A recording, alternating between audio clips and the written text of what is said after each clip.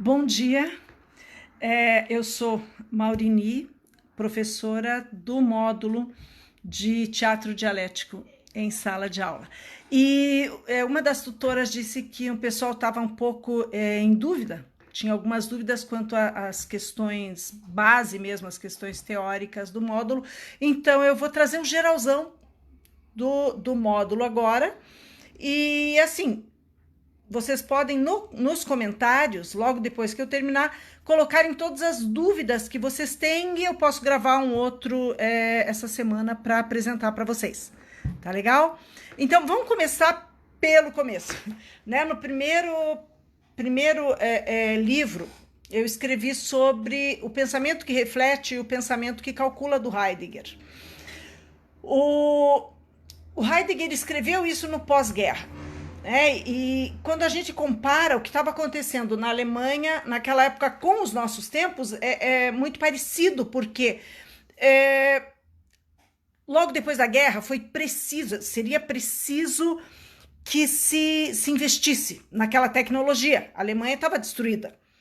E o Heidegger chega e vê assim, no meio de 2 anos depois do final da guerra, aquele monte de invento, aquele povo reconstruindo e correndo atrás e arrumando coisa e vendo coisas para arrumar, mas ele sentia falta de uma outra capacidade humana que nós temos, que é a capacidade de, em vez de olhar para a coisa e arrumar e preencher e dar um jeitinho e ir para frente, ele sentia falta daquele pensamento que faz com que você pare. Vamos parar e vamos pensar nisso que está pronto. Vamos pensar se isso está bom, se isso está ruim, ou não é só bom ou ruim. Vamos pensar no que constituiu isso e se realmente isso é justo, ou se é injusto, ou se deveria ou não estar acontecendo. Para olhar em volta e dizer, eu acho que se eu parar um pouquinho, talvez isso possa ser, num outro momento, de uma outra forma. É justamente para isso que existe que nós temos o pensamento que calcula e o pensamento que reflete. Nós temos, um não é melhor que o outro, um não é mais importante que o outro. A diferença é que um tá todo dia. Nós temos a necessidade do pensamento que calcula todo dia, visivelmente. Puxa vida, não tem alguma coisa desse jeito, eu dou um jeitinho do outro. Né? Isso aqui tá furado, eu costuro. Isso aqui tá estragado, eu conserto. Isso faz parte do nosso dia a dia. Agora, a universidade é um lugar em que, prioritariamente, nós devemos desenvolver o pensamento que reflete. E essa é a minha proposta para esse módulo. Não que a gente vá correndo e, é porque eu tenho que tirar 10, eu tenho que tirar um notão e fazer melhor do que todo mundo. Não. O objetivo desse módulo é que vocês parem e vocês pensem em todos os processos para chegarmos até aqui. E que a arte esteja incluída neste pensamento. Aí, por isso, o teatro dialético. Para chegar no teatro, eu contei sobre um trabalho que eu tenho realizado em sala de aula, mostrando aos alunos que todos somos múltiplos. Quando alguém olha para você e te define e diz assim, você é tal coisa, daí você pensa, não, eu sou também isso, mas eu também sou aquilo. Quando a gente pensa da gente, é mais fácil de entender essa multiplicidade. Mas se você pensar que todas as coisas do mundo, todas, e isso é o Hegel, que eu citei ali para vocês, todas as coisas do mundo, elas são múltiplas, e elas se compõem por essa contradição entre as nossas multiplicidades. Eu gosto de dormir até tarde, mas eu também tenho trabalho para fazer, e por isso eu levantei. Eu gosto de ficar à noite sem fazer nada, mas puxa vida, tem uma aula legal ali. Então, a contradição entre esses meus eus vão me formando. A contradição entre todas as outras coisas também são responsáveis pela formação delas. Tudo é múltiplo. Nada é de uma maneira só. Não. A gente consegue ver algumas coisas de algumas maneiras e não consegue ver outras coisas do mesmo objeto. Né? Pega uma garrafinha, eu estou aqui com uma garrafinha de água mineral, eu olho de um lado, ela é de um jeito, e eu estou vendo aqui pelo celular que ela tem outra coisa ali, né? Tem outra parte que não está escrito o que está escrito da minha parte. Se uma garrafinha vazia de plástico é múltipla, imagine o ser humano, a sociedade, a constituição social. Não existe um jeito de se ver as coisas são múltiplas, e não é só porque nós vemos de forma diferente, e nós vemos, né? Existe todo o conhecimento que eu adquiri até hoje, existe todo o lugar social de onde eu parto, mas também existe a coisa, porque a coisa se abre para múltiplos olhares. Continuando com isso, eu designei, né?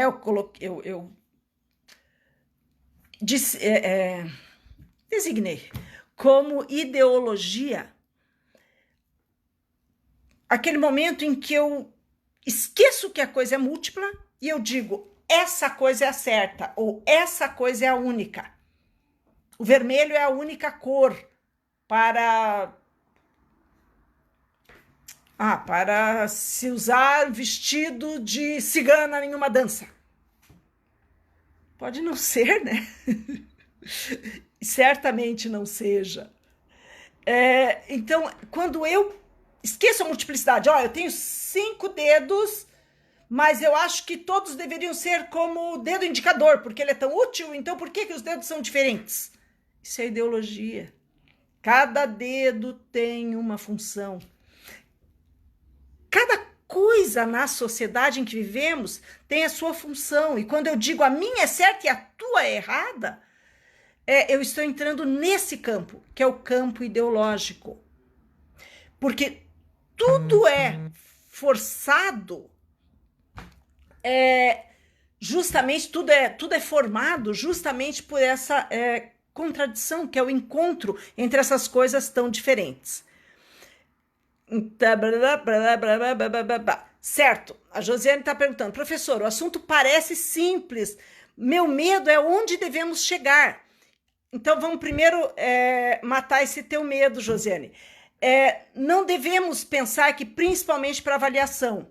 Eu conversei já, eu fiz a primeira avaliação de vocês, eu entrei e fiz uma parte das avaliações em todos os locais. E no meu contato com as pessoas, a minha avaliação é a seguinte: você não tem que fazer nada lindo, nem nada maravilhoso, porque não existe acerto e nem erro. O que existe é assim, eu estou conseguindo fazer, eu estou tentando fazer, então é nessa tentativa de fazer, mostrando, olha, eu li isso que você colocou, e para mim essa leitura é dessa maneira, porque eu entendo que você, do teu lugar social, com a tua historicidade, você vai olhar aquilo que eu li de uma maneira. Outra pessoa de outro lugar social, de outra historicidade, vai olhar para aquilo que eu escrevi também de uma maneira diferente da minha e da sua. Por quê? Porque o texto que eu escrevi é múltiplo. Ele se abre. Então o meu não está certo a forma com que eu leia. Nem a tua certa, nem a dela certa, nem... Não, todas estão certas, todas as leituras. Nosso conjunto de leitura está certo. Então não existe a reprovação porque você não fez do jeito que eu quero. Não tem um gabarito, não existe gabarito. O que existe é o teu empenho em fazer alguma coisa. Deixa eu ver que o Rubens mandou. Não, Rubens, não, isso aqui é uma coisa a mais. Eu expliquei agora no comecinho. Que é justamente, deixa eu ver aqui, questão de a dialética no teatro e as tecnologias. Sim. Esse aqui é uma live que eu tô fazendo porque algumas pessoas pediram, mas eu espero essa semana que, assim, as perguntas que vierem, vocês coloquem nos comentários e eu gravo outra no decorrer da semana. tá? Eu vejo um horário aí, daí eu coloco e gravo. Oi pro povo que entrou aí, tá me dando oi. Então, o Rubens diz, é o Rubens, né? O Rubens diz que não está muito certo quanto à dialética no teatro com relação às tecnologias.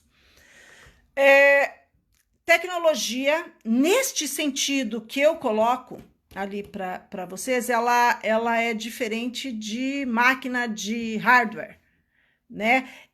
A tecnologia é o trabalho, na verdade, é a manipulação da natureza, da sociedade pelo ser humano. Então, o teatro do Brecht, o teatro do Boal, eles pensam os nossos tempos. O teatro do Brecht é chamado de teatro, ele chama de teatro dialético, que é o teatro formado por essas contradições. Então, a relação desse teatro com a tecnologia é a relação do teatro com a sociedade em que nós vivemos. E justamente por isso que eu coloquei o nome desse módulo de teatro dialético em sala de aula. Porque o objetivo é não copiar esse teatro que eu estou apresentando para vocês, mas abrir um outro universo.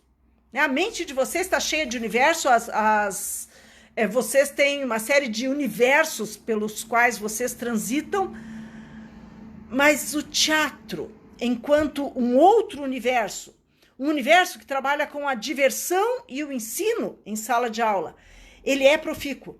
Ele tem mostrado que ele nos capacita a aprender. Eu costumo perguntar em sala de aula se os alunos lembram de uma aula do ensino médio. Eu dou aula para 2 graduações e para um mestrado. E é incrível porque só se lembra daquilo que foi divertido. Não se lembra daquilo que foi tão útil e que você aprendeu tanto, mas naquele momento, quando você para, eu dou um tempo para eles refletirem, pararem um pouquinho para me responderem, é sempre aquela coisa do inusitado, do legal. Tem alguma relação entre esse conhecimento e a alegria, a diversão. E é por isso que eu acho que esse módulo pode ser útil.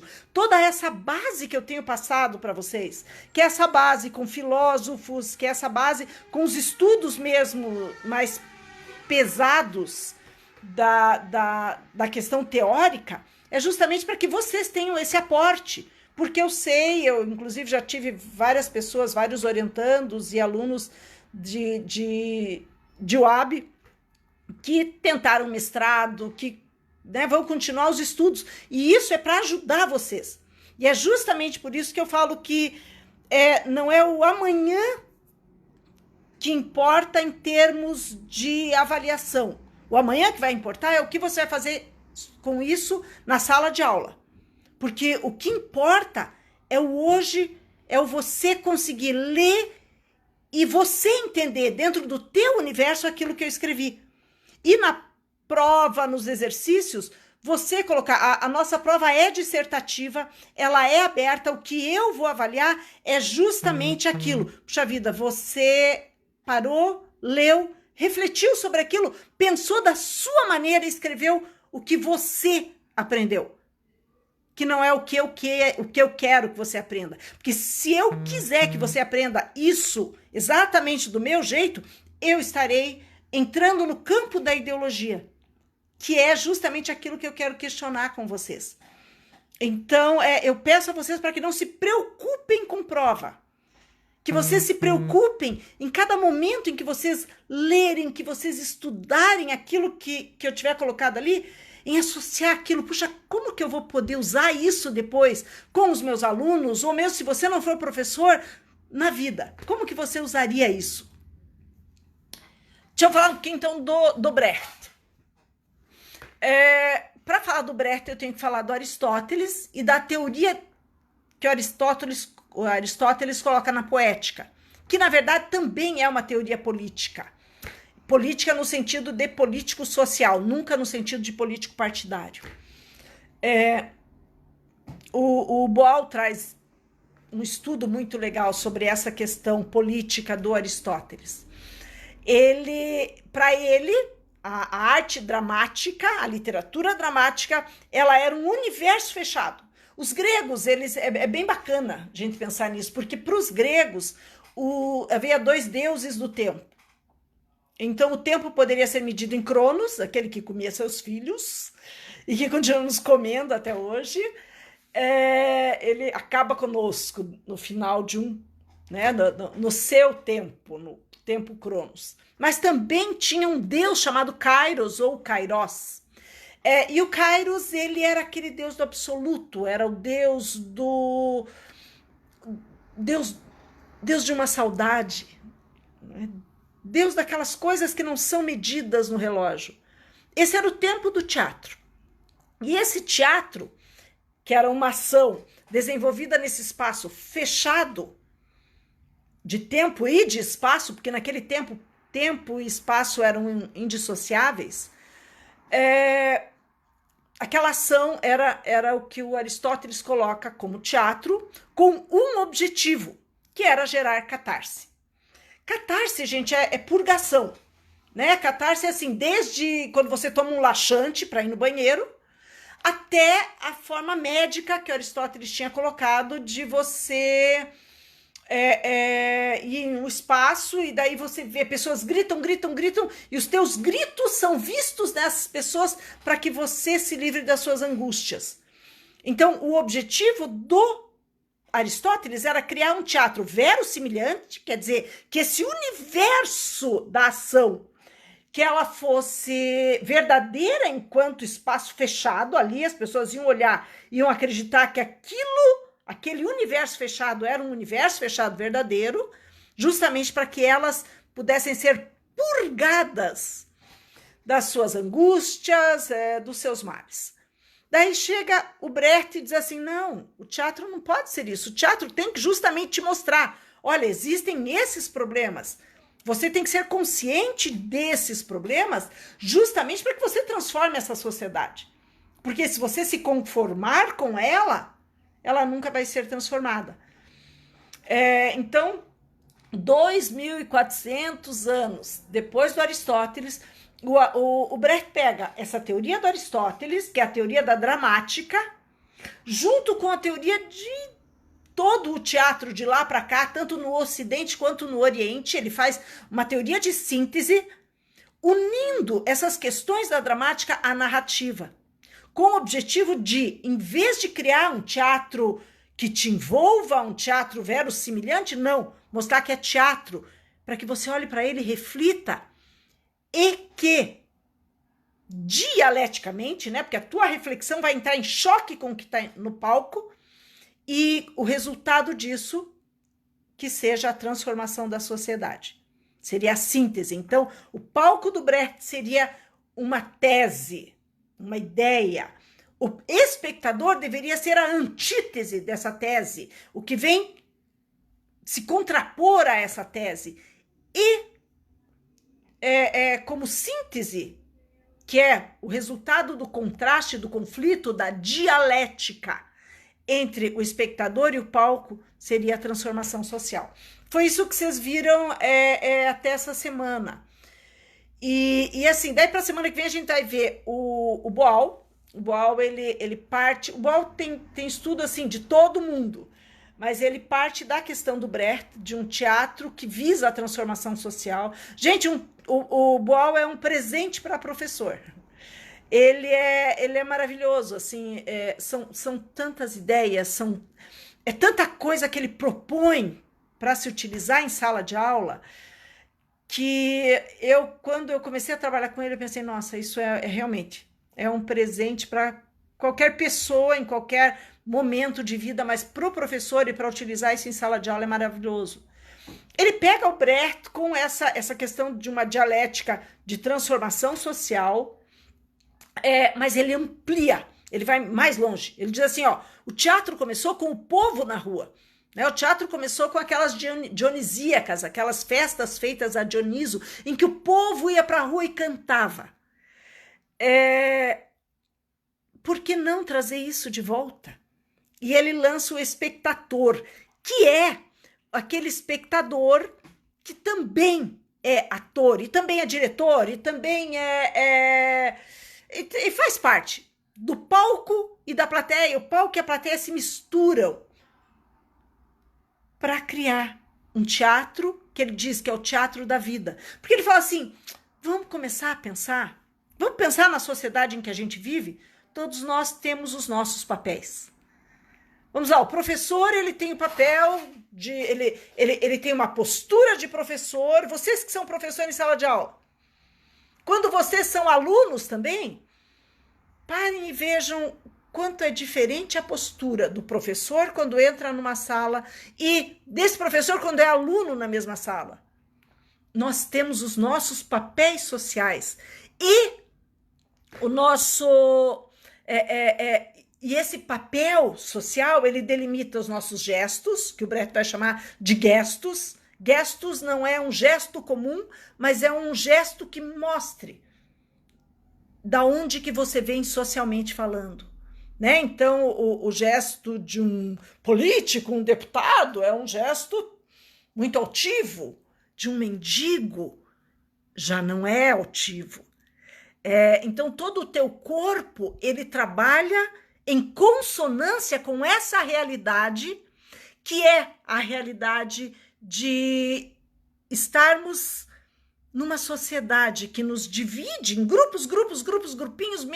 grupinhos menores, maiores, e nós, sem perceber, nós aderimos aos gestos que nos são imputados, de acordo com o local social em que nós estamos. O Boal diz assim, vamos quebrar isso e vamos expandir os nossos gestos, vamos expandir o nosso gestual, vamos ver onde que foram as limitações, a sociedade nos limitou, vamos abrir essas limitações, vamos quebrar essas limitações e vamos expandir a nossa mente e o nosso corpo. E aí ele vem numa proposta linda e a partir da semana que vem vocês estudam isso. Como eu disse no começo, repetindo no final, eu estou colocando isso aqui para que vocês tenham essa linha e possam colocar perguntas embaixo. Daí até o final de semana eu entro aqui novamente, vejo as perguntas e faço uma live de respostas pontuais às perguntas. Legal? Muito obrigada a vocês que estão assistindo, obrigada às pessoas que irão me assistir logo em seguida. E espero que a gente possa aprender junto, estar juntos nessa caminhada desse módulo. Até! Tudo de bom para vocês! Peraí que tem coisa aqui que eu não vi. Qual era a resposta esperada? Alguém colocou aqui algo bem bacana, que teve uma característica que ela não sabia qual era a resposta esperada, né? Daí disse assim, eu usei 3 características, de ação, espaço e tempo. Eu vou procurar a tua resposta, até porque eu fiquei curiosa, mas com certeza ela está certa. Porque para você falar em ação, espaço e tempo, quer dizer que você leu o texto. E você sabe que eu escrevi alguma coisa sobre isso. O que eu escrevi sobre isso, você tem a tua interpretação. E é isso que importa. Né? Você não vai tirar uma nota grande ou pequena porque acertou, porque eu não tenho uma resposta esperada. Tá legal? E sobre isso a gente... coloca ali, eu vou simplesmente dar uma olhada depois, fazer um conjunto lá de respostas sobre essas perguntas e essa semana eu entro novamente, tá bom? Até! De nada, beijo!